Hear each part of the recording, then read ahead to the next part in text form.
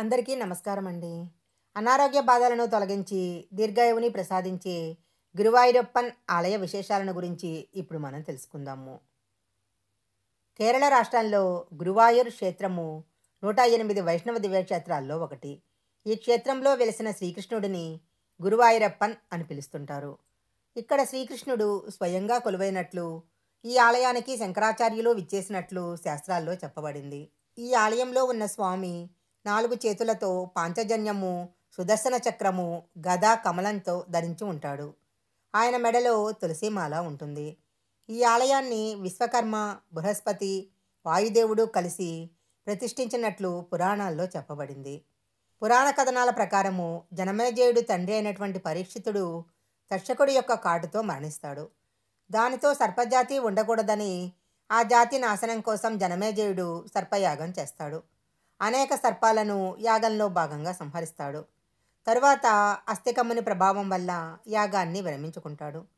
అయినా అనేక సర్పాలను సంహరించడం చేత జనమేజయుడికి కుష్ఠవ్యాధి సోకింది. ఆ వ్యాధితో బాధపడుతున్న జనమేజయుడికి అస్థిక మహాముని గురువాయూరులో ఉన్న శ్రీకృష్ణ ఆలయానికి వెళ్ళి ఆయన పాదాల దగ్గర ఉండి స్వామివారిని పూజించమని చెప్తాడు.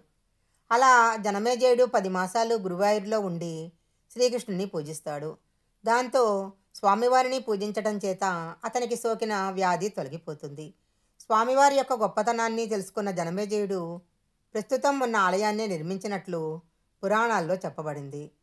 ఈ ఆలయాన్ని దర్శించినట్లయితే దీర్ఘకాలిక రోగాలు తొలగిపోయి ఆరోగ్యం సిద్ధిస్తుంది.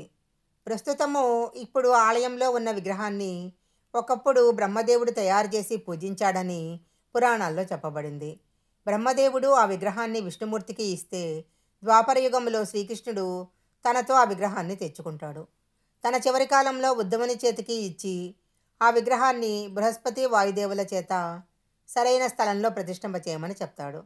దాంతో వారు ఆ విగ్రహాన్ని ఇక్కడ ప్రతిష్ఠిస్తారు. ఈ ఆలయంలో బాలకృష్ణుడిగా నల్లని రూపంలో స్వామివారు దర్శనమిస్తారు. 16వ శతాబ్దంలో నారాయణ భట్టు అనే ఆయనకి ఘోరమైన వ్యాధి వచ్చినప్పుడు గురువాయూర్ స్వామిని వచ్చి దర్శించి ఆ స్వామిపై 10 శ్లోకాలను రచించి స్తుతించాడు. అలా ఆయన 1000 శ్లోకాలు పూర్తి చేయగానే వ్యాధి పూర్తిగా తగ్గిపోయింది. ఆయన రచించిన శ్లోకాలన్నీ కేరళ అంతా నారాయణీయం అనే పేరుతో ప్రాచుర్యం చెందాయి. ఇక్కడ కొలువై ఉన్న స్వామిని దర్శించగానే ఆయురారోగ్యాలు సిద్ధిస్తాయని, అనారోగ్యాలన్నీ తొలగిపోతాయని భక్తులు నమ్ముతుంటారు.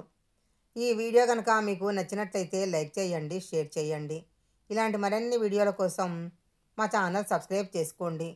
పక్కనే ఉన్న బెల్ ఐకాన్ని యాక్టివేషన్ చేసుకుంటే మేము పెట్టే వీడియోలన్నీ కూడా మీకు ముందుగానే నోటిఫికేషన్గా వస్తాయి. మరొక మంచి వీడియోతో మళ్ళీ కలుసుకుందాం.